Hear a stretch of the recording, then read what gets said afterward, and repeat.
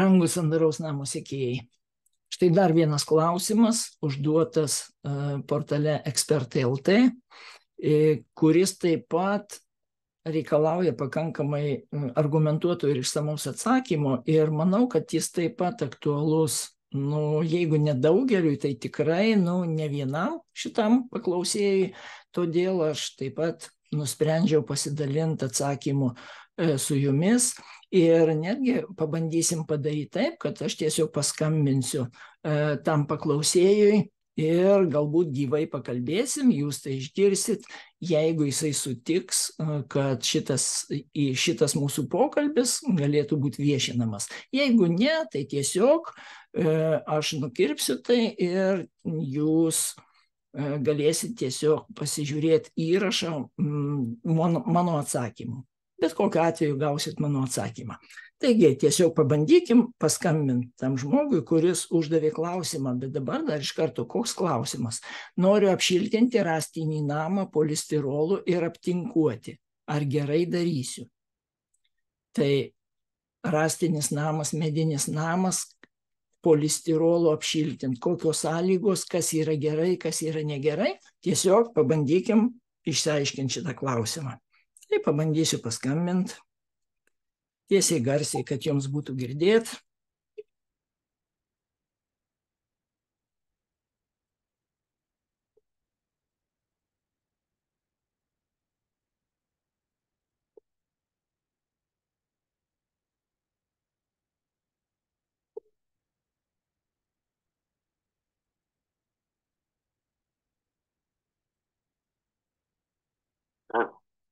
Labadiena. Labadiena. Robertas Karvauskas, nepriklausomos pastatų šiltinimo ir šilumos išsaugojimo pastatuose ekspertas, konsultantas. Sakykit, prašau, ar čia Virginijus turbūt, taip? Taip. Virginijau, aš matau jūsų klausimą, portale Ekspertai LT dirbu su šituo portalu, atsakinėju žmonėms į klausimus. Iš karto noriu perspėti, kad esu ne rangovas, ne medžiagų tiekėjas, nieko jums nesiūlysiu, tiesiog padėsiu susigaudyti, kaip geriau ir ekonomiškiau padaryti tai, ką jūs norit padaryti.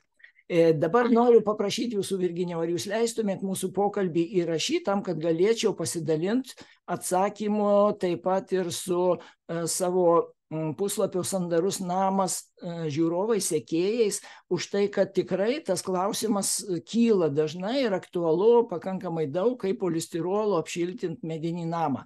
Ar sutiktumėt, kad tai būtų? Gerai, ačiū labai jums. Tai Virginijau, žiūrėkit, klausimas toks, noriu apšiltinti rąstinį namą polistirolu ir aptinkuoti. Ar gerai darysiu? Tai čia klausimas ne tai, kad gerai ar negerai, bet ar teisingai suvokėt pačią esmę ir ar teisingai jūs ruošiatės tai padaryti. Tai pirmas dalykas, norint, kad rąstinis namas būtų tikrai šiltas, sandarus, jaukus ir padarytai nebrangiai, pirmiausiai reikia išsikelti savo aiškų tikslą, ko jūs norit pasiekti, kokia problema egzistuoja jūsų name. Dabar jūs ruošiatės investuoti nemažus pinigus, nes vis tik tokie darbai kainuoja. Tai dabar klausimas, kokią problemą norit išspręsti?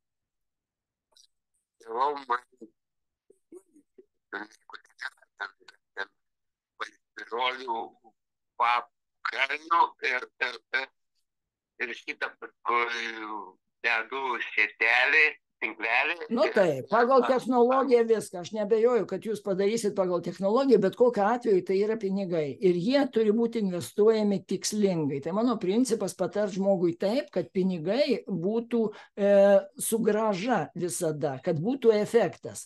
Tai dabar kokiu efektu jūs siekėt ir dėl ko? Vienas sako, aš noriu pagražinti savo namą, sutvarkyti, kad būtų gražus ir naujoviškas. Kitas sako, man svarbiausiai ekonomika. Aš neprikūrenu namų, jisai man tiesiog kiauras. Tai kokia pas jūs yra problema, dėl ko jūs ryžtatės investuoti savo pinigus į šiltinimą? Kad jau namas jau ir kad išvis būtų gerai.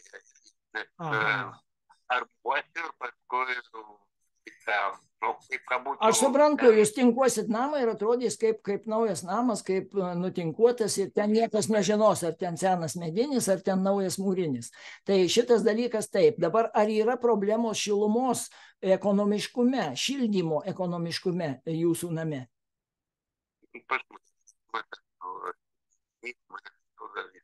Ar jums tai nesudaro problemų? Pakankamai šiltas, geras namas, problemų nėra tame? Aha, supratau. Tai reiškia, čia yra tik tai išorinio fasado tvarkymo reikalai, ne?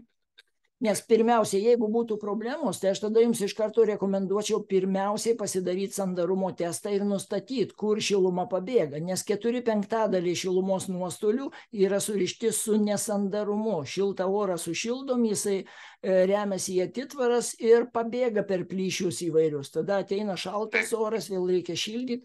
Todėl čia pirmiausiai sandarumą nustatyti. Bet jeigu jų šildymas tenkina pilnai, tai reiškia, tada pirmas dalykas yra tas išorinis. Dabar žiūrėkit, kai jūs uždėsit šiltinimo medžiagą ant sienos, tokiu atveju šita siena su polistirolu uždėta, jinai mažiau ventiliuosis. Ir tada reikėtų padaryti šitaip, kad polistirolas būtų uždėtas ant sienų taip, kad tarp polistirolo ir medinės sienos neliktų jokių oro tarpelių. Tai reiškia, jis turi susijungti su medinė siena pilnai.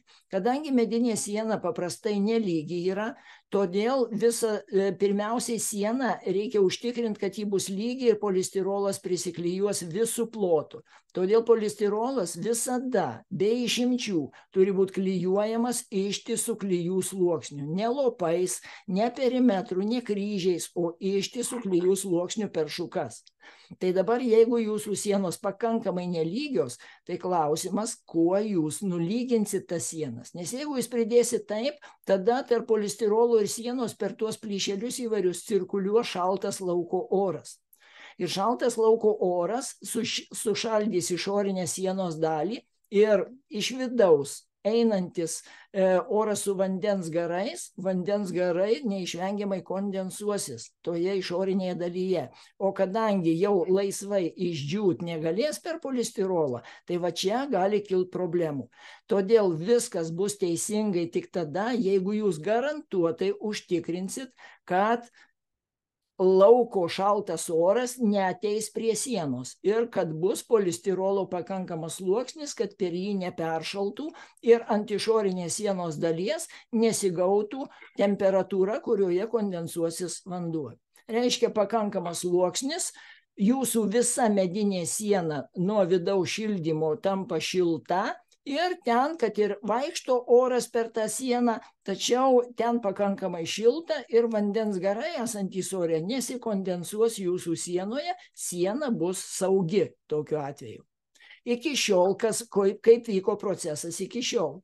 Iki šiol vandens garai su oru šiek tiek keliavo per jūsų sieną, bet išorinė sienos dalyje, jeigu kažkiek ir kondensavosi, tai šiltesniu metu siena labai lengvai išdžiūdavo iš karto, pilnai saulytė pašvietė ir viskas, ir siena prasivėdino ir išdžiūvo.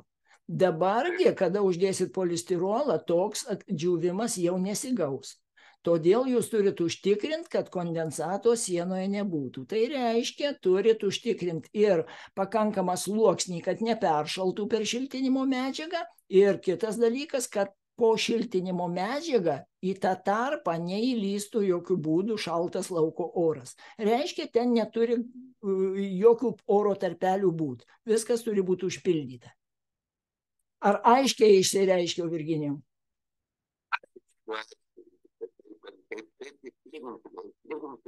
Taip, nebūtų tarpelių, tai neįmanoma padaryti.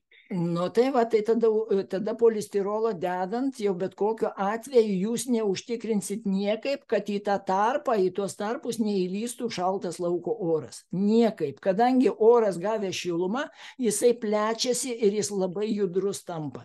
ir per bet kokius plyšelius jis eis. Ir jeigu žmonės galvoja, kad polistirolo lapą užtepus perimetru, kad ten tikrai oras laikysis tame tarpe, kuris liko neužpildytas, tai yra visiškai iliuzija, ypatingai su mediniais namais, kadangi ir ta mediena turi įvairių įskilimų ir jinai leidžia per save orą, todėl tas oras gavę šilumą ras plyšelių, kaip tiesiog išlys per tą perimetrinį klijų sluoksnį, jis ateis, išlys ir į tą vietą ateis šaltas oras ir siena vis tiek bus jums šaldoma, išorinis paviršius.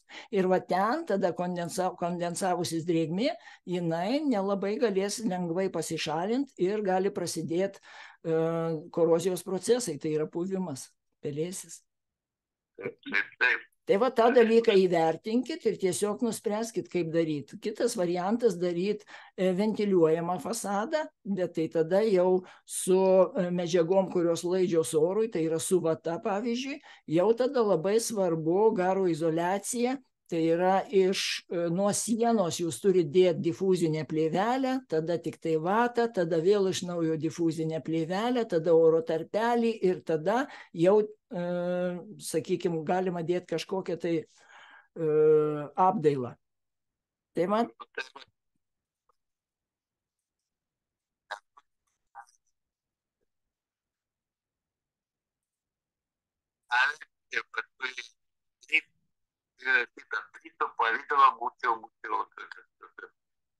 Suprantu, taip, apdaila ten jau tai esmės tas nesudaro, jūs ten galite apdailą įvairią padaryti, sakykime, bet visa esmė, kaip jūs šiltinimo medžiagą priglausit prie sienos ir kas ten darysis tame tarpelyje. Ar bus tarpelis ar nebus, o čia turi jo nebūt iš tikrųjų. Kitokiu atveju šiltinimas yra ne tik tai, kad nenaudingas, bet dažnai sudaro problemų. Nu va, tai atsakymas mano toks būtų. Tai tiesiog pagalvokit, kaip tai padaryti, jeigu nori šiltinti su polistirolu, tai šitokia sąlyga jau būtina yra. Gerai, tai tiek. Ačiū Virginijau. Jeigu jūs norėtumėt kažkada pasikonsultuoti, tai mano svetainėje sandarusnamas.lt rasit ir konsultavimuose sąlygas, viską. Galit man paskambinti lengvai, iki 10 minučių mano konsultacija visada nemokama yra. Taip kad drąsiai šitą telefoną galite išsisaugot ir plus sandarusnamas.lt internete mane surasit lengvai. Ačiū jums, geros dienos. Tai štai, brangiai. Manau, kad atsakymas suprantamas yra. Taip, iš tikrųjų nėra lengva, šitokie sprendimai nėra tokie paprasti, kaip atrodytų. Labai dažnai žmonės prikabina polistirolą, padaro jį lygiai iš išorės, aptinkuoja ir atrodo viskas labai gražu. Tai aišku, ko gero, kad to namo užteks jūsų amžiui, bet ką jūs paliksit toliau, tai namui tai ne į sveikatą. Taip, jeigu iki šiol gyvenot pakankamai gerai ir namas buvo šiltas, tai galbūt iš karto problemų ir nepajusit. Tačiau jeigu pradės kauptis kondensatas ant išorinės sienos dalies ir jis neišsivėdins, kitą šaltą sezoną dar daugiau prisikaups, tiesiog siena praras šiluminės savybės vis labiau ir labiau. Taigi šiltinam atrodo, o galim gauti ir atvirkštinį efektą. Tai tiesiog atkreipkite į tai dėmesį ir to ignoruot, nepatarčiau. Tai toks atsakymas. Ačiū Jums, kad tai girdit. Iki pasimatymų.